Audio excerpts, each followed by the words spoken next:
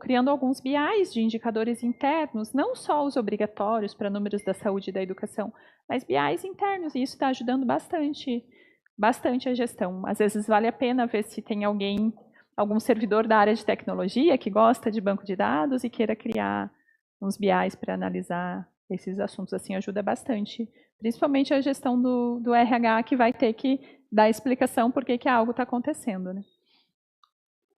Vocês têm alguma coisa que vocês queiram perguntar? Se eu estiver falando muito rápido, assim, podem me interromper.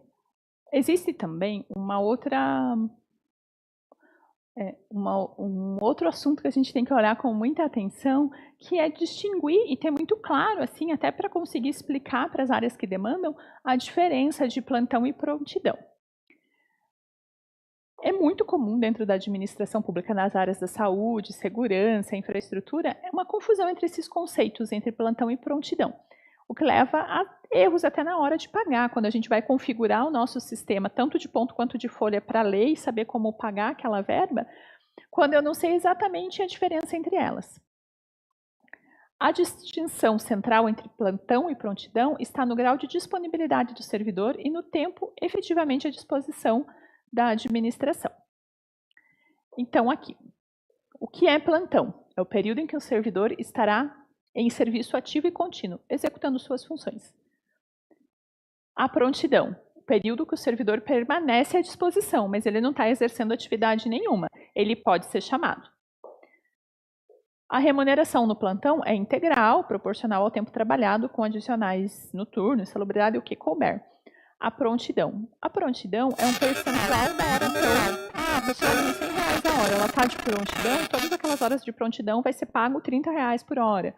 Geralmente é 1/3, né? Pelo tempo de disponibilidade. E essa disponibilidade dele, a prontidão dele, ele está lá na casa dele de prontidão, né? Já tem algumas regras, assim, que sempre ele está ciente quando ele está de prontidão. Eu não posso sair de casa longe, tenho que estar perto, porque o meu tempo... Não pode beber, não pode estar numa festa. E tem que estar pertinho de casa, ele não pode estar inacessível, né? Também não pode ficar sem o celular, sem uma forma de ser chamado. O controle de ponto no plantão, ele é um registro integral de jornada. Na prontidão, ele vai registrar apenas o período de prontidão e eventual acionamento. O meu período de prontidão é de 12 horas. E aí, em algum momento, me chamaram para eu fazer uma viagem lá, levar um paciente. Sei lá, eu sou motorista, estou no sistema de prontidão. Quando eu saio para atender, eu deixo de estar de prontidão e eu entro no plantão. Então, eu vou ficar 3 horas entre ir e voltar esse paciente e eu posso voltar para casa. Então, das minhas 12 horas... eu vou receber 9 horas com base num terço, e as 3 horas que eu exerci a atividade, aí eu vou receber como jornada mesmo, né? Então, esse controle efetivo também é importante porque o pagamento muda. Quando há interrupção de descanso, então, no plantão não há descanso, é jornada efetiva. Na prontidão, a pessoa está disponível, mas ela está descansando. Então, ele está sujeito à convocação. Se é convocado, vira trabalho efetivo, o descanso acaba.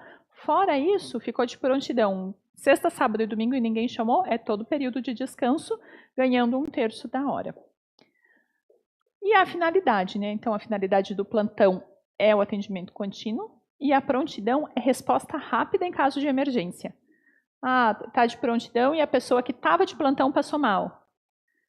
Ele entra para substituir. Aumentou a demanda demais. Tinha 3 motoristas de plantão, aconteceu uma emergência no município, vai ter que chamar os que estavam de prontidão. Então, essas são as principais diferenças. Que elas dão um pouquinho de trabalho na hora de definir a escala, mas elas dão muito mais trabalho para a gente calcular a folha. A minha colega que trabalhou o mesmo tempo que eu, ele entrou no mesmo dia que eu, lá em 2006. Mas você pegou o mesmo atestado que ela? Daí não. Então, pronto. Você tem filho igual ela? Não. Porque o meu desconto de imposto está muito maior que o da sua amiga. Você tem filho? Não. desconto, com filho é diferente para quem tem imposto de renda. E aí, quando a gente tem essas diferenças aqui, nossa, isso aqui dá muita confusão, muito questionamento. Dá vontade de criar um FAQ, assim, né? Tipo, antes de você perguntar, veja que as perguntas mais frequentes, né? Por que ele ganhou mais que eu? E não leio também. O FAQ não funciona. Igual o Caio mandou no notícia do portal, agora eu tô trocando o nosso sistema, aí ele mandou assim, não estou imprimindo consegui imprimir meu IPTU, o servidor mandou para nós, do RH. Aí a minha colega que está lá trabalhando mandou, eu tenho acesso ao WhatsApp, ela mandou a notícia que o sistema vai estar fora, não sei o que, não sei o que. Aí ele mandou foto do sistema não funcionando. Tá. Tem algum contato? Daí tem uma notícia desse tamanho, sai da prefeitura assim. Que o sistema estará fora de tal a tal data, retorna a tal data, caso tenha alguma dúvida, entre em contato. O telefone desse tamanho. Daí ele vai ligar, vai entrar em contato e vai botar assim, não tá funcionando? Qual que é o sistema de vocês lá? Agora vai ser a Lotec, Office. E era qual antes? É o GIG. A nossa empresa já nem existe mais, Não. porque tinha lá.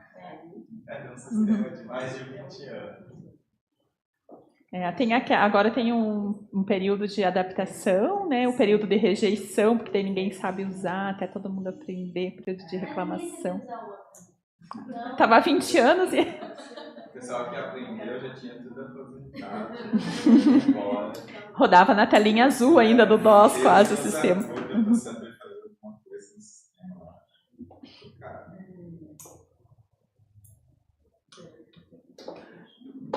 Bom, ainda falando sobre a diferença de plantão e prontidão, fica no material para vocês legislação que orienta sobre o tema e algumas decisões do TCE sobre o tema também. Caso vocês precisem, podem recorrer ao material. E como que a gente vai regulamentar de forma correta, né, essa diferença? Então, eu vou definir uma norma interna sobre isso. Eu vou definir quais os cargos podem atuar em regime de plantão ou prontidão. A duração máxima, o intervalo entre essas jornadas, critérios de pagamento e compensação e forma de controle e registro. Vou fixar valores distintos. Plantão vai ter uma remuneração integral com adicionais legais. Prontidão, um percentual reduzido, de 1/3 a 1/5 da hora normal, em geral, mas pode ser definido como o município achar melhor. Eu vou formalizar as escalas de serviço e relatórios de ativação. Os plantonistas devem ter ponto registrado. Servidores de prontidão vão registrar sempre que o chamado efetivo acontecer. E sempre respeitando os limites de jornadas semanais. Frequentes, né, as irregularidades que a gente tem que ficar atento para não acontecer, né? Um pagamento duplicado, plantão em hora extra no mesmo período, prontidão sem previsão legal, servidores escalados sem controle de acionamento, plantão sem comprovação de trabalho, convocação informal. Todas são práticas que podem ser enquadradas como improbidade administrativa. Então, é preciso ter bastante cuidado, ser bem efetivo nesse controle. Aqui também tem um modelinho assim de ato normativo sobre regimes de plantão e prontidão, sempre deixando claro quais são os cargos. Quando a gente tem cargos genéricos como analista administrativo, assistente administrativo, que vai ficar de plantão lá na casa de acolhimento, por exemplo, criar esse ato falando que todos que estão lotados naquela secretaria ou naquela unidade vão entrar nisso, até para evitar que outras analistas administrativos queiram se enquadrar nesses quesitos de eu também quero ficar no plantão e na prontidão. Distinguir plantão de prontidão vai ser um ato essencial de gestão responsável de pessoal. Então, o RH vai precisar fazer esse controle de forma muito efetiva. O plantão vai representar sempre trabalho efetivo e contínuo, e prontidão é só uma disponibilidade remunerada de forma proporcional. A clareza conceitual, somada a essa previsão legal e um controle rigoroso, protege muito o servidor e protege mais ainda o gestor, né? Porque ele não vai estar cometendo nenhum ato de improbidade administrativa.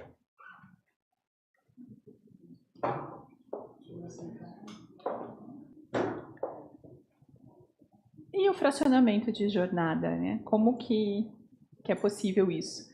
A gente sabe que na iniciativa privada a gente tem os novos modelos de contrato, onde a pessoa lá fica contratada, mas só recebe por horas efetivamente trabalhadas quando acontece. Às vezes ela pode ficar como se fosse um contrato suspenso, trabalha a cada 2, 3 meses. Existem muitas modalidades na iniciativa privada para organizar um fracionamento de jornada. Dentro da gestão pública, a gente tem que tomar alguns cuidados e entender de que forma eu posso fazer, né?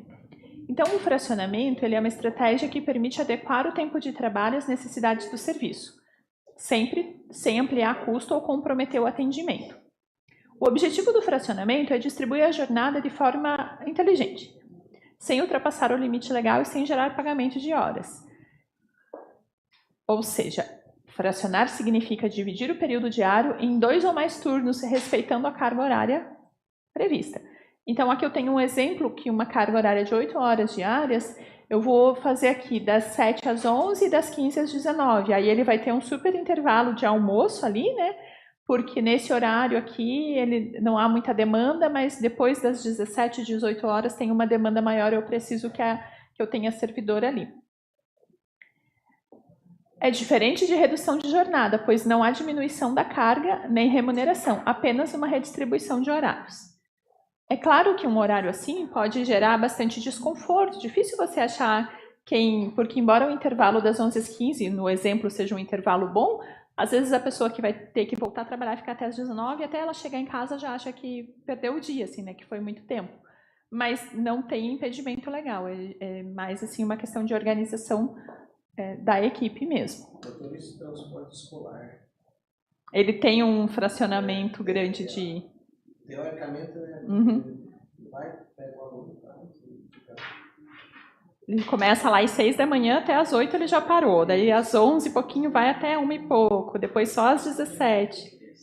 E aí tem bastante intervalo. Sim, é bem bom o exemplo. O fracionamento ele vai sempre observar a legalidade e o interesse público.